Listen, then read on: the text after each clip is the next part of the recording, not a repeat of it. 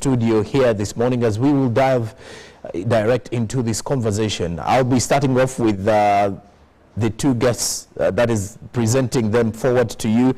One who is close to me is Patrick Menya. Now, Patrick Menya is a principal gerontologist at the Ministry of Gender, Labour and Social Development. He's joining us this morning. A very good morning, Patrick. Oh, good morning, Mr. Sonko. Good morning, our viewer. Good morning, Uganda. Like you have rightly introduced me, my name is Menya Patrick. I work with and for persons with disabilities and older persons in this country. And purposely for today, we are looking at persons with disabilities and the International Day for Persons with Disabilities, which falls on every 3rd of December every year. That is what I can say as of my introduction.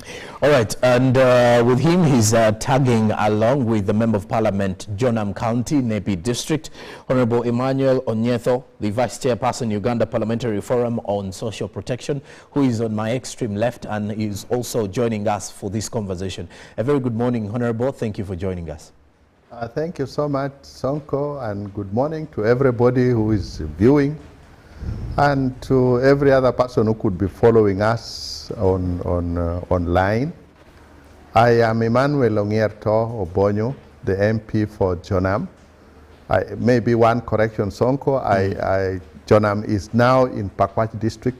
Maybe now. It's Pakwach District. Okay. And as you said, I'm the Vice Chairperson for the Forum on Social Protection in Parliament. And as a forum, our main focus is on advocacy and areas of disability, areas of the aged falls within our jurisdiction. So we try to do a lot to make sure that all forms of disability are considered as a country. So for now, I am happy to be here, and I'm happy to be part of the discussion. Thank you so much. All right, gentlemen, let's dive into the significance of celebrating the International Day of Persons with Disability, and what kind of room does it give in regards to awareness of the fact that the persons with disability live within us and we need to also include them in our societies. All right, thank you, Mr. Sonko, and I'm proud to be with the Honorable as we discuss today's or this year's International Day for Persons with Disabilities. And as we gather as Ugandans, what justification? Why should we? Majorly, why we should is to take stock of what government has done, the private sector, non-government organizations. What have we done for persons with disabilities in this country? What are the challenges? What are the gaps that we still have so that we can address them? It is this day, like I've said, that we are picking out the achievements, we are picking out the gaps, so that this year, as we start another year yet, we concentrate on those areas that we need to improve. And as persons with disabilities, there are a number of issues that we need to go through. Government pledges, government promises, the private sector. So with all that, Mr. Sonko, the listener there, and the viewer, we do celebrate this day. We do gather to undertake to take stock of what we have achieved and what we have failed to achieve. I think possibly Honorable can add something to that. Yeah, thank you so much, Sonko. Apart from looking at the achievements and the gaps and seeing what can be done, I want also to look at the disabled persons. You know, on a day like this, they come out, they celebrate, they feel good, they feel important, they feel they are also recognized, and it is important. And that's why in Parliament I kept saying, when there is a day like this, apart from having the national celebrations venue, let's have it in all the districts, so that they come out. You know, these are groups of people who sometimes people look at them negatively, and when they come out like this, they feel they are also persons, they feel they are important. So it's also a day for them to have confidence. So that is important for us. And for us on the forum, we try to do a lot of advocacy. And on such a day, we are also calling upon our own people so that we don't leave out the issues to the government and to the NGOs alone. Even in our small ways in the communities, we can do something. So on a day like this, we are also challenging our own people to come out and see what they can do for the persons with disability at family levels, at community levels, within the districts. So it's an important day for us. Thanks. Right. Patrick, let me get back to you here. Yes, yes, please. I wanted to know how different communities celebrate, because I do know you want to add something to what the Honorable was saying, but I also need to know how have different communities world over been celebrating, or how do they commemorate such a day? All right, thank you, Mr. Sonko. Before I can come to your side, I wanted to just add on why we commemorate the International Day for Persons with Disabilities, just to supplement on Honorables. As stakeholders, we need to recognize the contributions of persons with disabilities on national development. Because we don't look at persons with disabilities as recipients of services only and goods, but they do contribute to the development of this nation. So it is important, as we celebrate this day, we recognize their contribution in the national development agenda. Then coming to your side, how do we commemorate the International Day of Persons with Disabilities across the world? The different societies commemorate differently, but I will concentrate on Uganda. In Uganda here, like the forthcoming commemorations, we are going to have a number of advocacy forums. Like today, we are with our brother Honorable. Anything to do with disability, we can't do without Parliament. And we continue to advocate. So we use this day to advocate for further service delivery. So one of the activities is advocacy.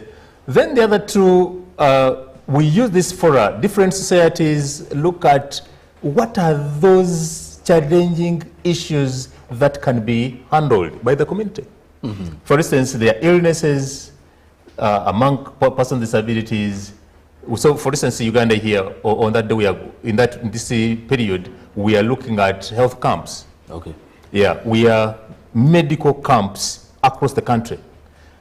Working with different stakeholders, referral hospitals, we have requested, we have designated this month, especially starting on the 1st, to have health camps. And we are using still this day to look at, to advocate for income generating activities. That persons with disabilities should not only be on the receiving end, let them be part of this nation. So that is our advocacy. So health camps, advocacy for us, and we are doing assessment of disabilities. By the way, Mr. Sonko, you may not know that you have a disability until you go for an assessment. So we are carrying out assessment, disability assessment across the country. So by this and understanding the types of disabilities that we have in the country can assist us to appreciate what disability is. Okay. Yeah. And I would also want to know, what is the theme that we are looking at for this year's celebrations? Yes, this year, Minister of Gender and the other stakeholders, we all accepted that we celebrate this year's International Day for Persons with Disabilities on a theme, improved household incomes for the well-being of persons with disabilities. That is as simple as that. Improved household incomes for the well-being of persons with disabilities. Yeah.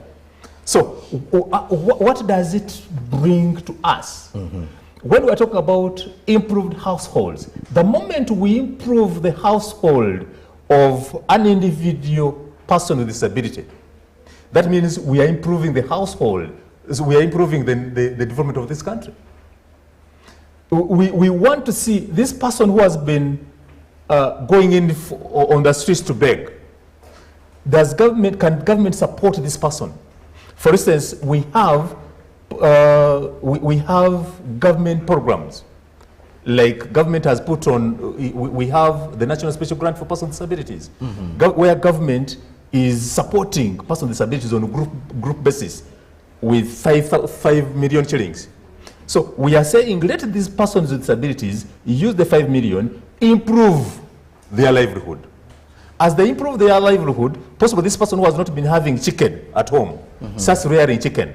As he starts rearing chicken, it is not only benefiting him as an individual, it is benefiting a household, and it is benefiting the nation at large.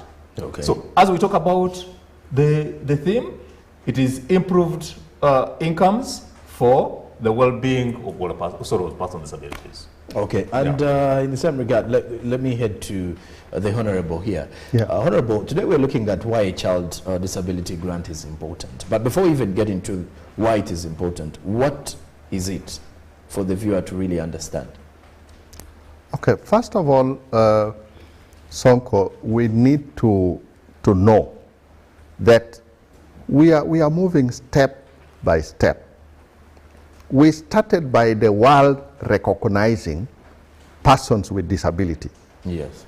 And after recognizing them, then we said, let there be a specific day for them, so that world over, people know that we are focusing on persons with disability. Now, when we recognize, when we have this day, what is in it?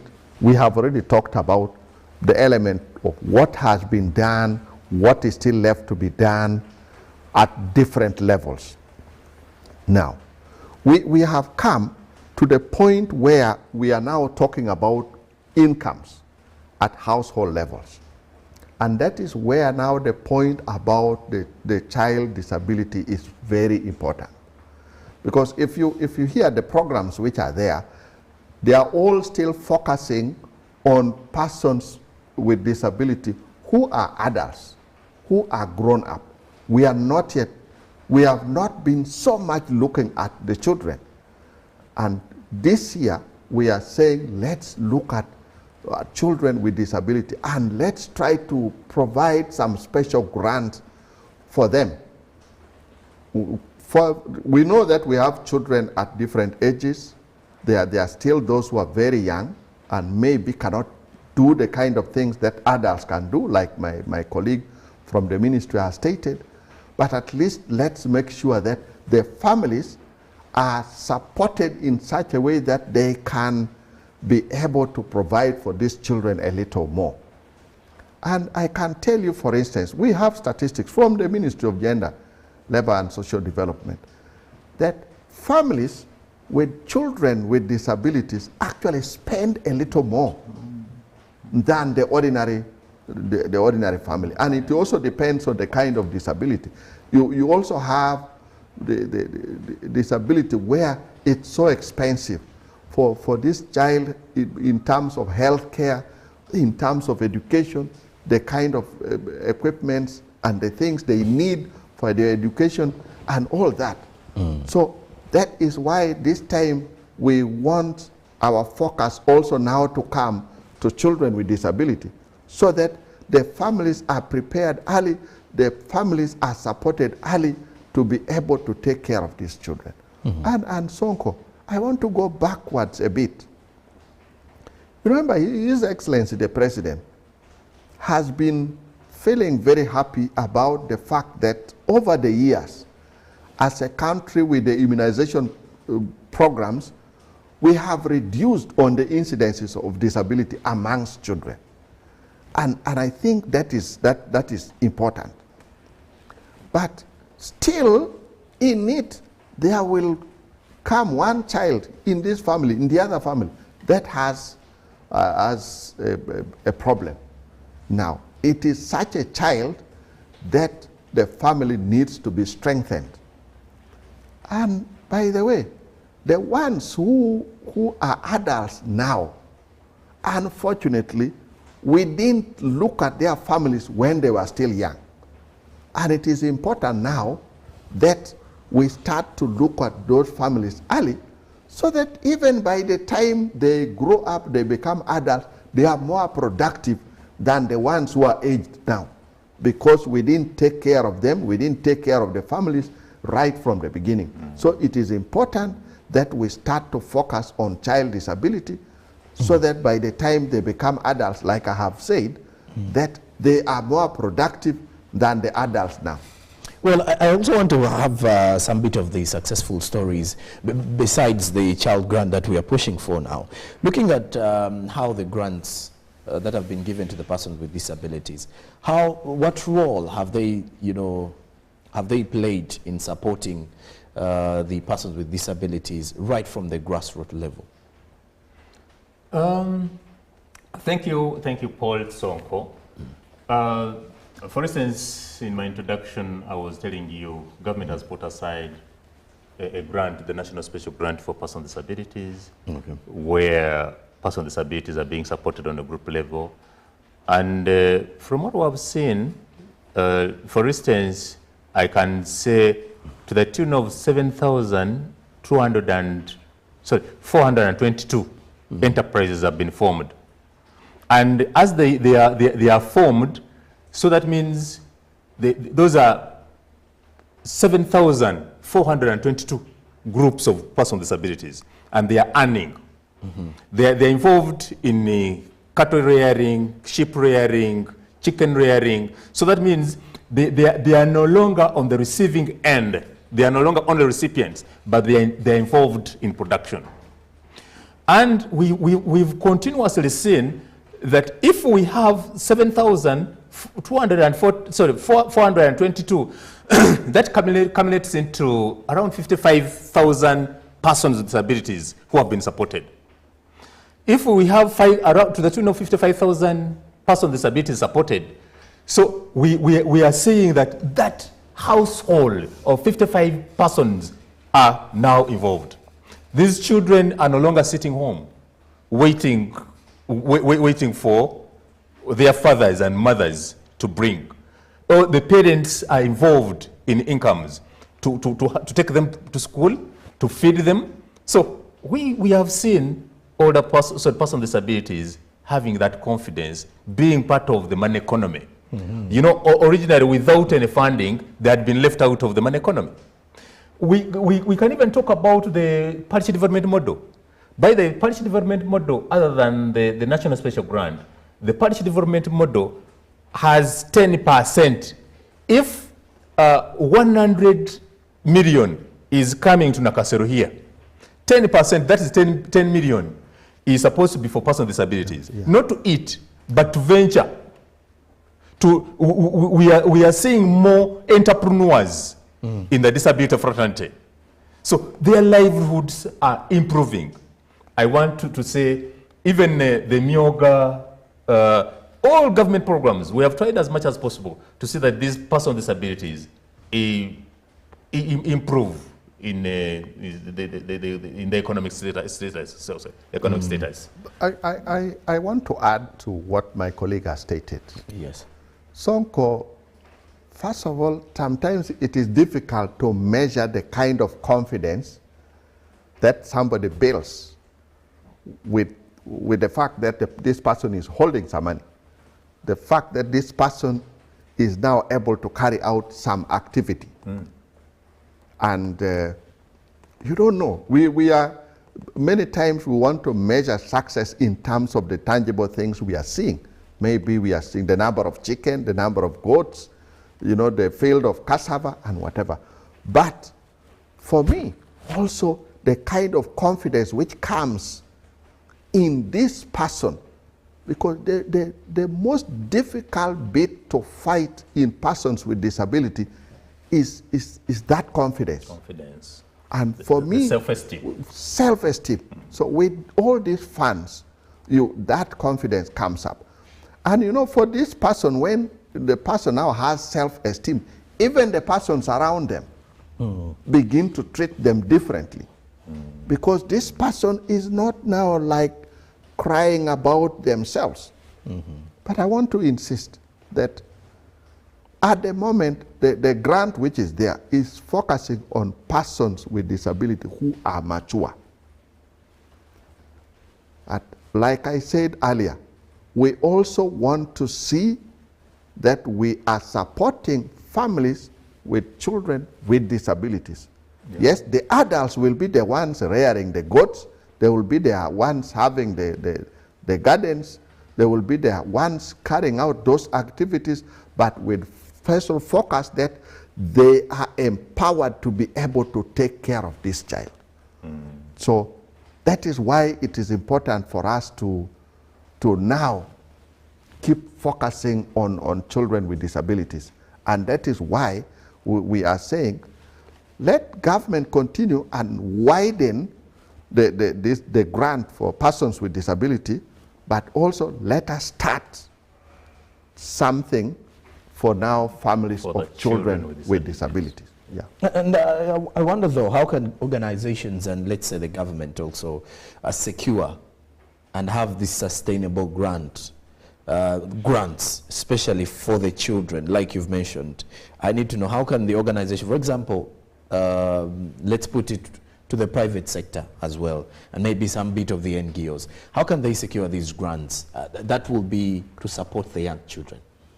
Okay, Sonko, first of all, when the world over, when as a country we have come to that realization, we also know that there are obligations, and those obligations will require finances. And I can tell you, you have to be deliberate in your thinking, in your actions. And I know out there, let me start with outside the country, for instance, there are organizations that are prepared to support. They are there. And I want to believe, as a country also, we have the intention. The resources may be wanting, but we have the intentions. And it is important that we have the intentions. And we should start putting those intentions on paper. On paper, one, for us to government, as members of parliament, we need to start talking to government that every budget cycle we should be able to bring in. We can start small and expand. But also, we need to start as a government also negotiating with organizations out there. And not only that, we have NGOs in the country. We have international NGOs in the country. We need to start engaging with them and see what resources they can put aside for persons with disability and to support grants for children with disability. I can tell you, as long as the concepts come out and they are very good, there are organizations out there who will be able to support us. So let's start small and we build on. And I want to believe with time, the organizations can phase off their support and eventually government takes over. And me, I'm a positive looking person because I think as government over the years, we are going to realize more resources. We have the oil which will soon be flowing, from which we will be having more resources. We had an engagement last year in which we had some individuals who presented in a great way how, as a country, we can tag our oil resources to social protection. So, and if we do that, then we make sure that the different categories that require social protection are covered with the resources which are there. Well, possibly, Mr. Sonko, I would like to just add on a little to the Honorable. Ideally, he has said we are not working. By the way, we are not working alone as government in the disability, the child disability grant. Yeah. On board, we are working with UNICEF. In fact, we need to thank UNICEF greatly that together we are moving things. The pilot we are hoping to start in West Nile, we are working with UNICEF. Yeah. We are working with NGOs like NDIPU. All these people are on board. And as we are here, like he has said, is calling upon other development partners with good hearts to come in after realizing the significance of the child disability grant. The costs that a parent go through, a parent with a child with disability, if you are there and you really appreciate the cost these people are going through, then we should be welcoming the child disability grant, like UNICEF has done, and other NGOs. And because of time, we cannot share with you the experiences that we have seen with parents of children with disabilities. The other time I was in Uganda and I saw a parent with two children with disabilities. The one is mental, the other is spina bifida. The spina bifida person cannot move. Then the mental is disturbing, wants to beat. Yeah, this one. This one who is lying. And she must go to the gardens. So the cost is she must get a maid to take care of the mental and the one with the spina bifida. Okay. She must look for food. She must take this mental continuously in hospital. The spina bifida must be taken to hospital. So the health aspect, it is too great for her. And when I was talking to her, she was telling me, my son, I have left everything to God. So if she's leaving everything to God, what are we doing as a government? Exactly. What are we doing as civil society and development partners? What we can only do is coming up with support to the parent. Ideally, when we're talking about children with disabilities, we are talking about between 2 years to 4 years, we are talking about 3,000, around 3,000 children? 300,000. 300,000, yes. 300,000. Yeah. Then between 5 to 17, around 1.3 million. Yeah. Million. So we need to come out with, together government, civil society, the private sector. By the private sector, if touched, they can deliver what we can't expect now. So with that, I call upon everybody to come and join hands. We're going to return after the break. And in the return after the break, we're going to talk matters inclusion, because it does seem like society is also not welcoming to the persons with disability, and what efforts we can drive geared or towards rather inclusion within our society. But also in the same regard, we shall as well look into some of the some bits of the challenges here and there that communities are facing, and what the government is facing for now in regards to ensuring that there is a child grant for those children living with disabilities. This is Good Morning Uganda Extra. Stick around.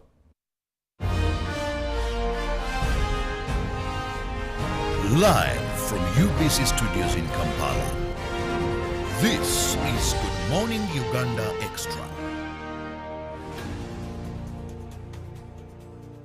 The Association of Uganda Public Speakers brings to you the grand finale of the Young Orators Motivational Speaking Competition Season 4. Did you know it's better to build a hedge at the edge of a cliff than a hospital at its bottom?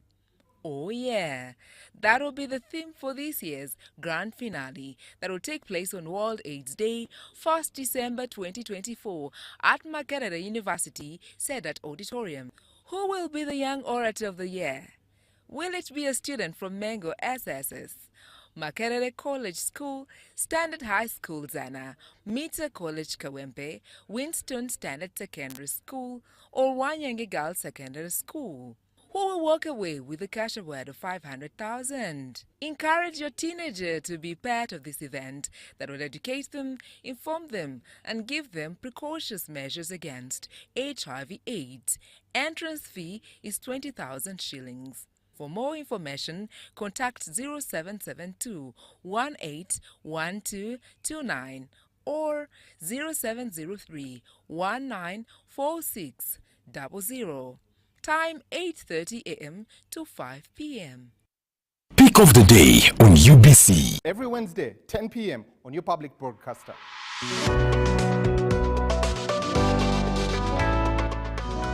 Was brought to you by. I'll call you every day, yeah, yo, baby, don't know. You can now get all the Chibuzi out with MTN voice bundles. Call all networks. Kubei Dondoro. Buy a 25-minute voice bundle for only 1,000. Or buy any daily voice bundle of your choice. Dial *100*21# and select daily or use the My MTN app. When we talk together, we are unstoppable.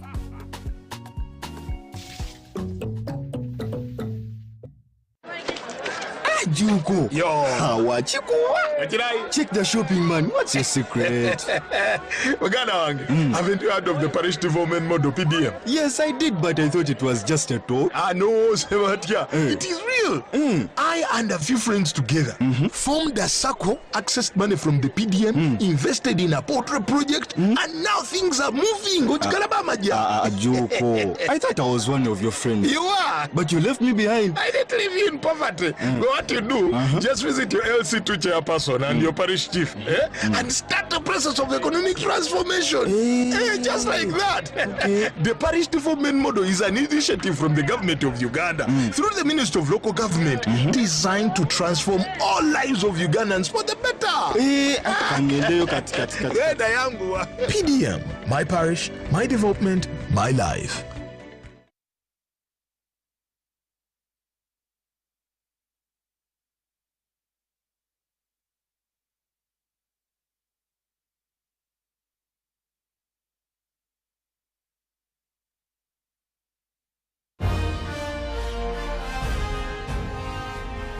Live from UBC Studios in Kampala.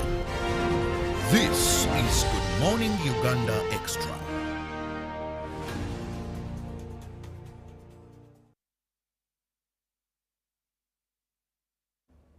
Well, Good Morning Uganda Extra does continue, and I'm still here with Honorable Onyetho Emmanuel as well as Mr. Patrick Wena, who is also here with us, joining us to have this conversation on why a child disability grant is important. In the same regard, paying attention and also giving a future outlook of how the celebrations for this year's International Day of Persons with Disabilities on the 3rd of December will look like. So here we are, and the conversation, when we do start, where we started from, we were looking at the importance of this, of the grants, and then also looking into how organizations and how the government can ensure that we have this in place.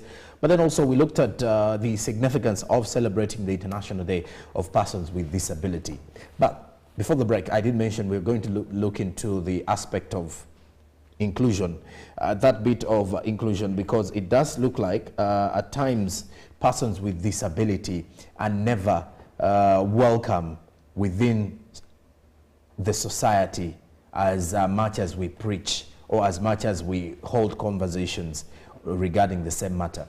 When you look at schools, you look at workspaces, even in our neighborhoods, at times we segregate persons with disability and we kind of treat them as though they are not humans like us. And this is where I want our conversation to head into. I'll start with Honorable Emmanuel Onyetho.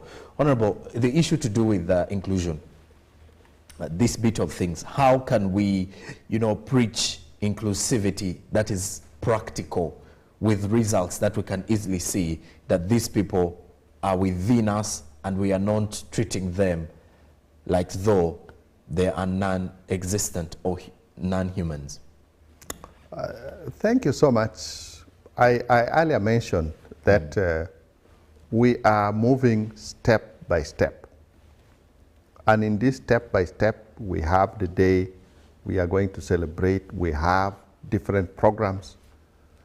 And I want to believe all these steps being taken are geared towards looking at persons with disability as people who are important. And even the persons with disability themselves looking at each other looking at themselves with confidence. And now, I am also happy that I'm in the Committee of Education and Sports. And my main focus is drawn to inclusion, particularly for the children with disabilities in schools, in learning, because it is through the studies, it is through their having skills and knowledge that they will develop their confidence a little more. I know that as a country at the moment, we have schools that are designated for children with disabilities, the different forms of disabilities. And I can tell you that it's not enough. And there are some districts that even do not have such facilities in schools. And for me, my thinking is that eventually every district should have 1 or 2 schools that can support children with disabilities in different forms.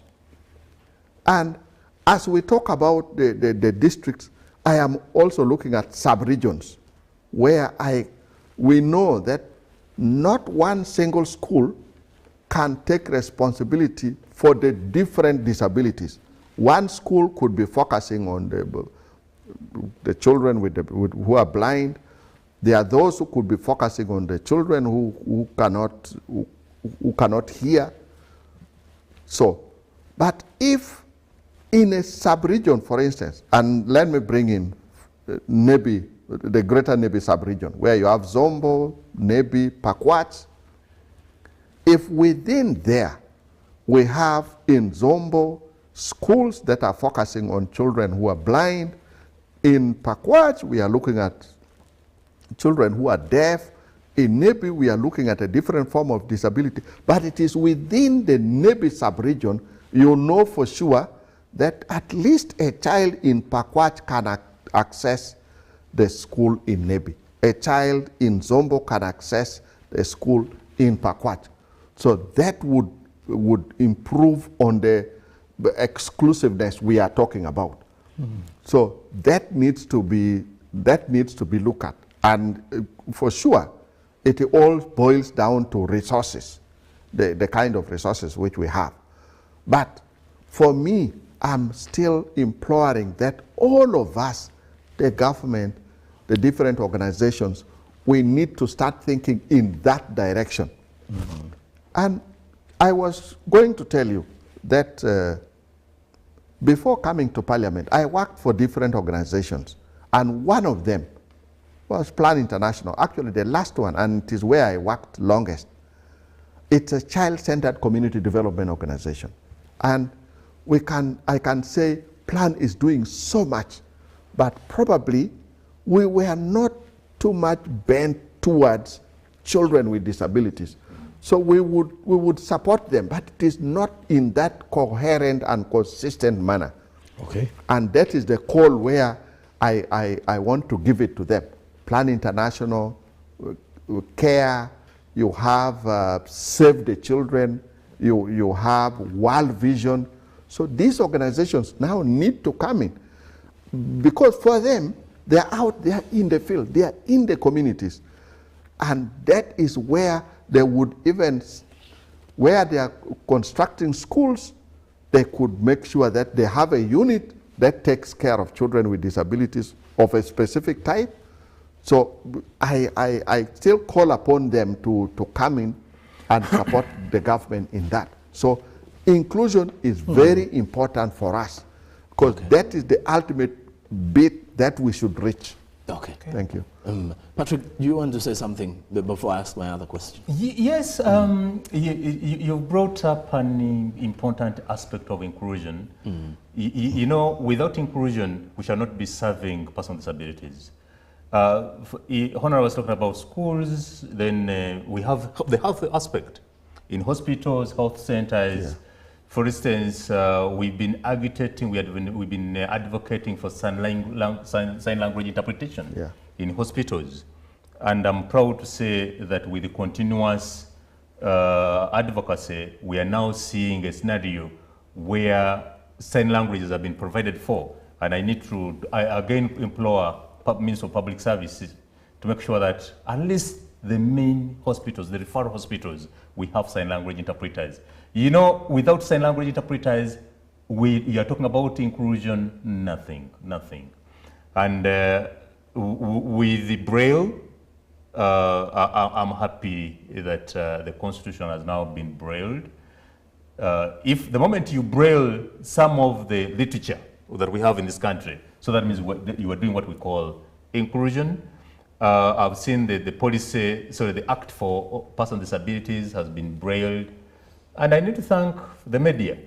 Apart from today, it is a shame we don't have a sign language interpreter. So that means there's no bit of the inclusion. As we're here, at least I would have moved with my sign language interpreter. So the person, a sign language, a deaf, is not following our conversation, for sure. Oh, yeah, true. Yeah. So we implore, if the media, if we're talking about inclusion, it is very important that wherever we are, we must be having a sign language interpreter. Yeah. We have people with multiple disabilities. Those who are using tactile, it is a challenge. In fact, as we are talking about disability grant, and you look at a child with the multiple disabilities, you ask yourself, what are we going to do? But the main issue is inclusion. We should continue with inclusion in service delivery. Okay. Accessibility to all, to information and infrastructure. We shall be moving. Now, gentlemen, despite the fact that we're talking about, enhancing inclusion, also looking into the significance of the grant, I want to hear from your side of things. One, from the policymakers in Parliament, or where are the challenges? You know, where are we failing at that we need to, to pull up our stockings? And then from the side of the ministry as well, Patrick, you'll also elaborate more on where the shortcomings are, the things that are making it a little bit hard that need to be addressed. Honorable, I'll start with you. For me, and I want to believe also for our colleagues at the ministry, it's financial resources. Because surely we have the documents, we have the policies, and we have the intentions to make sure that life for people with disability, life for children with disability is improved. It's resources. You know, I am a member of Parliament. We are the ones who approve budgets, but we approve budgets based on the proposals which come from the ministry. And also the ministries make proposals based on the resource envelope they have been given. So, which means if the resource envelope given to the Ministry of Gender, for instance, is small, the Committee of Gender is going to look at and propose based on that small resource. I am in the Committee of Education. I've already told you that we will make our budget based on the proposal which has come to us, which is already small. We keep engaging with the ministries, with the ministers, and you see it very clearly that the intentions for doing good things are there, but the main problem is resources. But I am happy that the government is trying its best. The government is outward looking. The government has the goodwill of a number of other bodies out there from which they keep getting resources that help us here and there. But as I had mentioned earlier, I am praying for that day when our big elephant, the oil, starts coming out, we start having income there, and we start to make sure issues of social security and social protection is taking a center stage. So, but for me, it's resources. All right, and indeed, like you mentioned, the issue of resources. Patrick, from your side of things, where do you think the loopholes are that need to be addressed so that we we can easily achieve this? Thank you. So I need to thank Honorable Member of Parliament. He has touched one important aspect of finances, and I want to say that year to year, we are really, our finances are going down. For instance, the National Special Grant for Persons with Disabilities, we started with 16 million shillings on an annual basis. Now, currently, we're operating at 8 billion. So that means there is a gap of 8.5 billion. Then the other thing, Sonko and the viewer there, is the mindset. Even as we put a lot of money in the public, there are those who still think negatively. They are not positive. They get the money and they misuse it. The viewer, a person with disability viewing us today, you'll agree with me, or the disability leadership would agree with me, that at times some of the money is being misused. That is the mindset. So we have to work as government, we need to work on the mindset of persons with disabilities so that they don't look at this money as money for Patrick, but money which is meant for his development, and not development as him, but development of the nation at large. So those are some of the challenges. The other challenge is assessment of persons with disabilities. The nature of disabilities. You may find that as government, we are giving grant to persons with disabilities, but we have those who are severe disabilities. For instance, I've talked about the mild disabilities. Those ones possibly they would have wished to have a bigger. Yeah. And that's why the Honorable talked about the disability grant, the children disability grant. That other than the NSG, the National Special Grant for Persons with Disabilities, we need a bigger push for these other severe disabilities. So in the interest of time, just a bit on the issue of the mindset change. It's so unfortunate. It pains me as a social worker, because out there in every sub-county we have community development officers who should be the ones really helping people to understand different things. But unfortunately, in a number of situations, our community development officers, apart from not being facilitated well to be able to go out in the communities, in the groups, and help people to think differently, particularly about people with disabilities, there are also some of our colleagues, the community development officers, who are just there. They don't want to think another way of engaging with people to improve their thinking in different aspects. I keep challenging them, because they are the ones who are supposed to drive the element of mindset change out in the communities. By the way, what sometimes pains me is that, in some situations they are waiting for special grants. Where there is a program, where there is a special fund, that is where they will go and try to look at the issue of mindset change. They are not thinking in general terms. So that is where I think our community development department needs to be reactivated, and they need to engage more out there.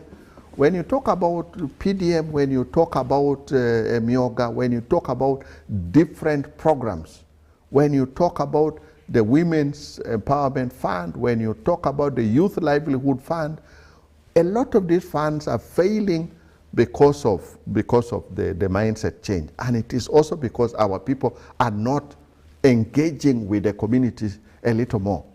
Finally, I need to sound out to our people. We are advocating for creation of a special fund for households with children with disabilities, and particularly for the children who are still between 2 and 4 years, who cannot manage certain things for themselves. it means it will be their parents.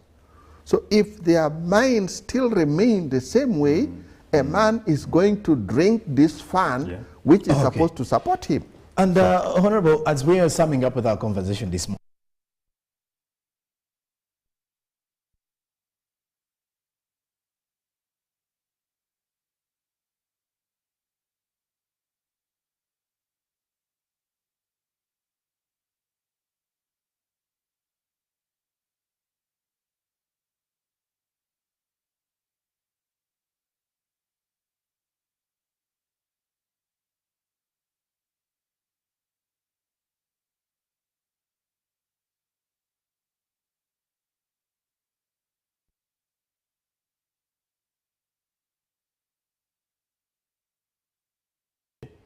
And at national level, we are going to be in Kumi Bomber Ground. Okay.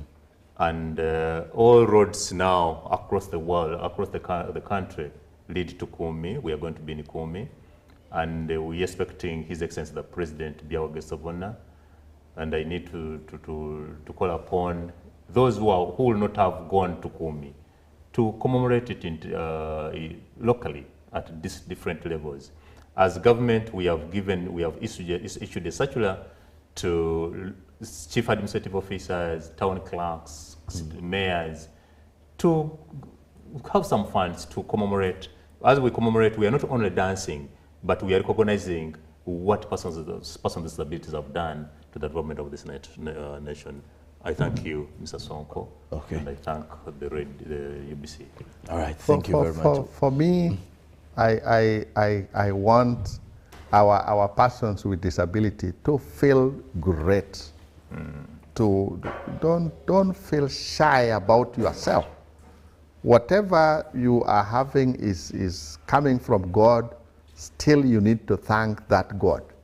So for that day, make sure that you are happy. You may not go to Kumi, but from wherever you are, the ones of Pakwach, you may not even come to Pakwach town from wherever you are, in Panyimur, in Wadelai. Feel great, feel good about yourself. And for our ordinary persons, these are our persons, these are our parents, these are our brothers and sisters. These are human creations like you. And by the way, know that you may think you are an able person, but you are still temporarily able. Tomorrow you will have a leg cut and you will be also part of them. So when you are not yet there, make sure that the person who is there is happy. If you can do anything to make that person happy, you can be very sure you will be creating your space in heaven. Okay. So please, let's all feel good about it. Yeah. All right. And the International Day of Persons with Disabilities comes next week on the 3rd of December 2024. And that quickly tells you that we are already into the last month of the year. That is come next week. Today, next week, we shall officially be in the month of December. And 3rd December will be on Tuesday next week. We shall be giving you those details here on your national broadcaster. My guest this morning, I've been having Patrick Menya. Patrick is the principal gerontologist from the Ministry of Gender, Labour and Social Development. Again, thank you very much for joining us, Patrick. Thank you. And with him has been Honorable Emmanuel Onyetho, who is a member of Parliament, Jonam County, Pakwach. And he's also the Vice Chairperson, Uganda Parliamentary Forum on Social Protection. Thank you very much for joining us, Honorable. Please, thank you so much for hosting me here. And incidentally, it's my first time here. And okay. I feel so happy. A pleasure having you here on Good Morning Uganda Extra. And to you, our dear viewer, thank you for being a good one. Since the time we started at 6:30 a.m., we shall surely do this tomorrow, same time on Thursday from 6:30 a.m. till 9, and then the extension with Good Morning Uganda Extra from 9 to 10 o'clock. Have yourselves a good morning and a blessed day.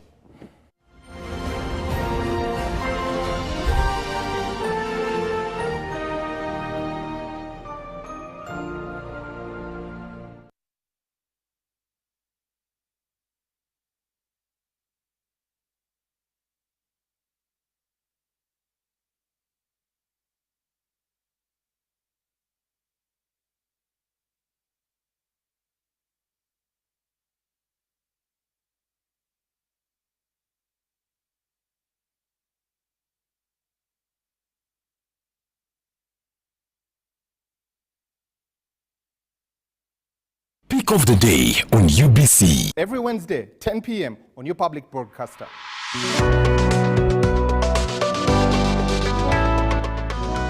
Was brought to you by I'll call you every day, yeah, yo, you can now get all the Chibuzi out with MTN voice bundles. Call all networks, Kubei Dondoro. Buy a 25-minute voice bundle for only 1,000 or buy any daily voice bundle of your choice. Dial *100*21# and select daily or use the My MTN app. When we talk together, we are unstoppable.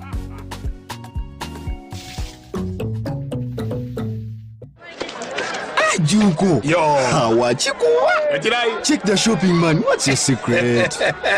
Uganda, haven't you heard of the parish development model PDM? Yes, I did, but I thought it was just a talk. No, Sebatia. It is real. I and a few friends together formed a circle, accessed money from the PDM, invested in a portrait project, and now things are moving. Juko. I thought I was one of your friends. You are. But you left me behind. I didn't leave you in poverty. What you do, just visit your LC2 chairperson and your parish chief and start the process of economic transformation. Just like that. The parish development model is an initiative from the government of Uganda through the Ministry of Local Government designed to transform all lives of Ugandans for the better. PDM, my parish, my development, my life.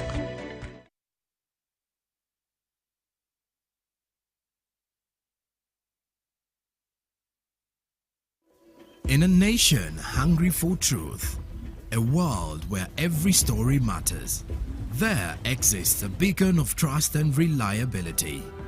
For decades, they've been our voice and our window to the world, holding the mirror of our history. With 4 TV stations and 11 radio channels spanning 27 languages, they stand as guardians of information, defenders of truth. With Mascari Heritage Advantage, they uphold every citizen's right to reliable and free information. Their archived stories shaped our past and illuminate our present. Yet now, as new challenges arise and the world evolves, their mission faces its greatest test yet. Be part of our journey and let's navigate the unknown, uncover the untold, and safeguard our future together. Tune into your public broadcaster, for it is the intersection of trust and truth. Because to UBC, your story, and every voice matters. UBC, inspiring Uganda.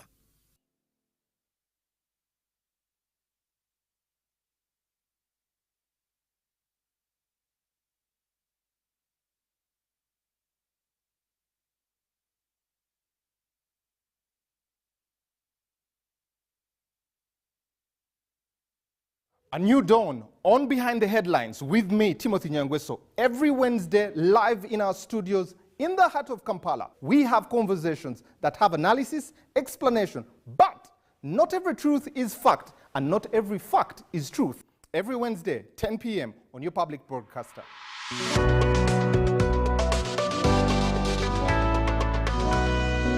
on your public broadcaster. UBC, inspiring Uganda.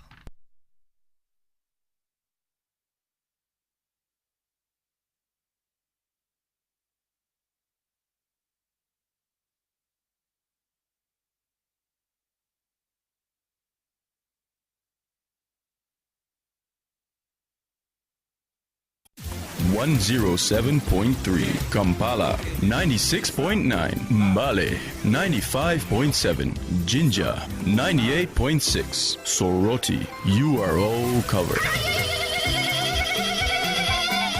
UBC Butego.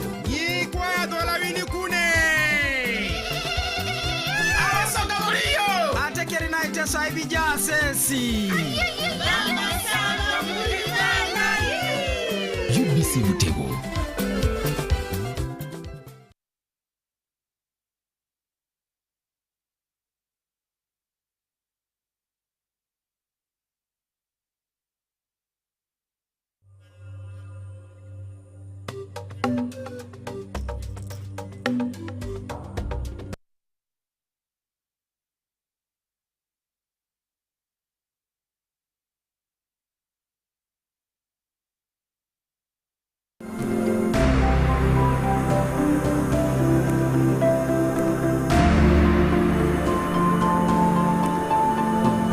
Previously, in most of these areas that we had prioritized, farmers would produce, but you don't access market because the roads are not there.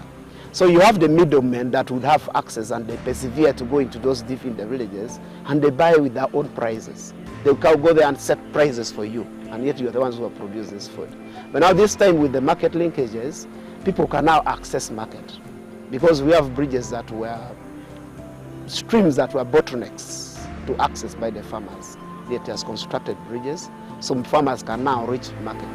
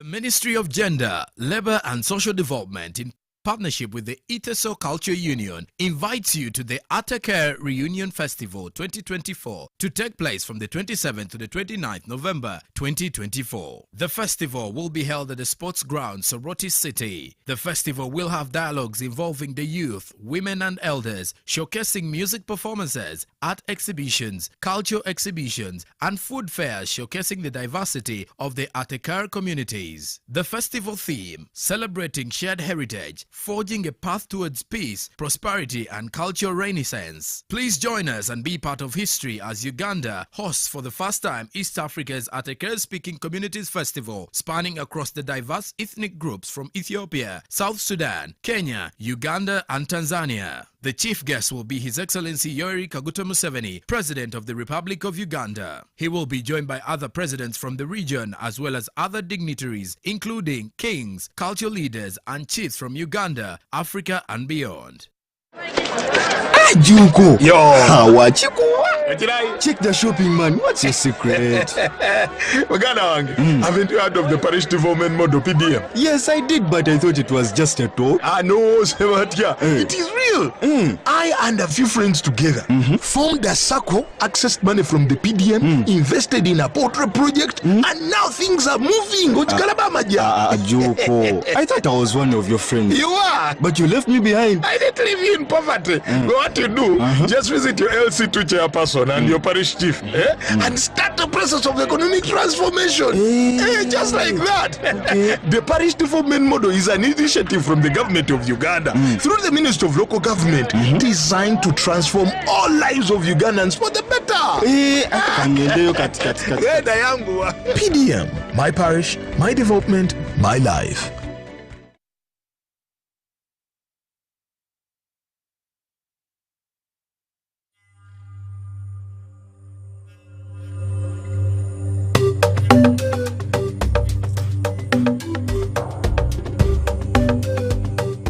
The Ministry of Gender, Labour and Social Development, in partnership with the Iteso Culture Union, invites you to the Atakar Reunion Festival 2024 to take place from the 27th to the 29th November 2024. The festival will be held at the sports ground, Soroti City. The festival will have dialogues involving the youth, women and elders, showcasing music performances, art exhibitions, cultural exhibitions, and food fairs showcasing the diversity of the Atakar communities. The festival theme, celebrating shared heritage, forging a path towards peace, prosperity and cultural renaissance. Please join us and be part of history as Uganda hosts for the first time East Africa's Atakar-speaking communities festival, spanning across the diverse ethnic groups from Ethiopia, South Sudan, Kenya, Uganda and Tanzania. The chief guest will be His Excellency Yoweri Kaguta Museveni, President of the Republic of Uganda. He will be joined by other presidents from the region as well as other dignitaries, including kings, cultural leaders and chiefs from Uganda, Africa and beyond.